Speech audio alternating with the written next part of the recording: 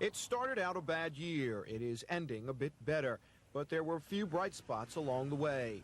As 1979 began, the big problem was bank robbery. For a while early on, they were coming 2 and 3 a day.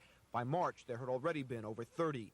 Some, like this one at the Phipps Plaza C&S Bank, were violent. It was like a scene out of Dog Day Afternoon. 2 men held the employees hostage for several hours until police could rescue the workers and capture the robbers. In response to the robberies, Atlanta police and the FBI formed a special task force. The FBI was getting out of the business of investigating bank robberies elsewhere in the nation. They were ordered to stay on the job here in Atlanta. As the year went on, it became obvious that other violent crimes were on the increase too. Statistics for the first 3 months of the year showed murder up 54%, robbery up 60%, rape up 40%. So far, official Atlanta downplayed the significance of all of this. Top police brass said what was happening in Atlanta was part of a national trend, not something peculiar to our city. But then, several disturbing and well-publicized incidents brought the crime problem here to a head.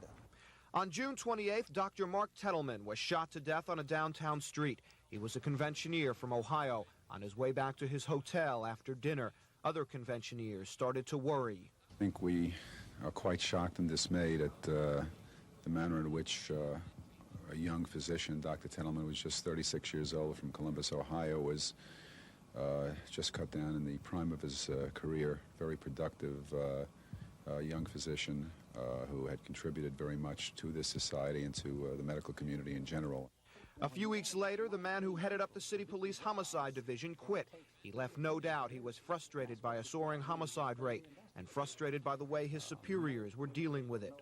Cases is coming in so fast that when they answer a call, they don't get it in their notebook before they're called to another case. We've had as high as 6 in 8 hours. 2 days later, Mayor Jackson and Public Safety Commissioner Lee Brown unveiled a 21-point plan to deal with crime. The idea was to get more cops on the street and visible to the community. The mayor asked everyone in the city to roll up their collective sleeves and help. There is no need for the hysteria. It's bad management, it's bad civics, and it's bad politics. It's bad economics, and it's bad sociology. But solving the problems we shall do to the very best of our ability.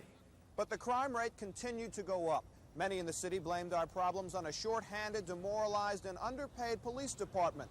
Court battles kept Atlanta from hiring more cops. Squeaky tight budgets, city leaders said, made it impossible to give the present force more money.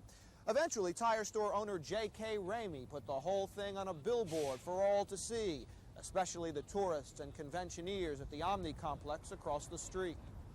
On August 1st, Governor Busbee was asked about the possibility of sending state troopers into Atlanta to help take the pressure off the city police. Busbee said no, they were needed elsewhere. Then the Wall Street Journal told of Atlanta's crime problems. The business community screamed bloody murder. The article could cost millions in lost conventions. A week after saying no way, the governor announced that the state patrol would be available to patrol the city's streets. A few days later, the troopers were on duty. And on August 16th, Mayor Jackson asked for time on TV to calm a frightened city. And our police officers need some relief right now. Recognizing that need and knowing that good morale is a necessary component of effective police work, I will ask the Atlanta City Council to adopt immediately an ordinance to begin right away to pay Atlanta police officers time and a half for overtime. Still, the murders continued. We hit 200 in October. The Atlanta Journal called our city the murder capital of the nation. On October 17th, what has to be the most senseless and shocking murder of them all happened. Patricia Barry was celebrating her 26th birthday. She and some friends walked from her office at the Candler Building to the corner of Peachtree and Forsyth, when suddenly some nut waving a .25 caliber pistol ran up, shot her in the head, and then killed himself. Patricia Barry worked for former Governor Carl Sanders. When the grief subsided, Sanders and 500 other downtown workers rallied a block away from the place where Patricia Barry was killed. They demanded something be done. They called for strict handgun control, and they said, "We mean business." If it takes a political revolution, if it takes a massive upheaval, if it takes outbursts of public indignation to get the attention of the city administration and to run the criminals off of the streets and out of the city, then let's get on with the job.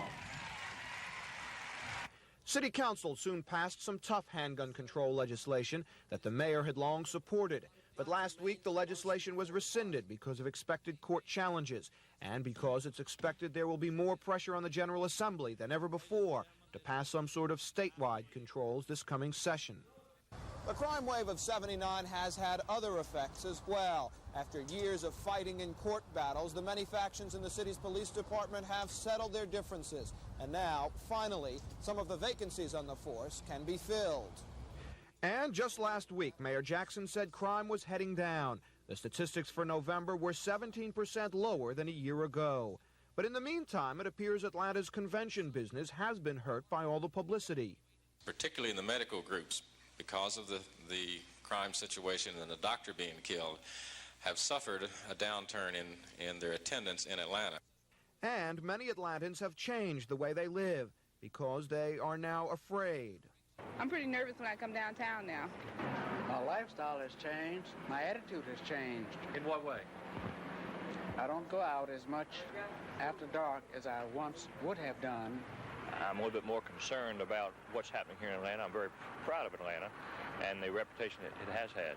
And I think I'm concerned about the reputation we're getting on a national, situation. For segment 2, I'm Dennis Kauff, Action News.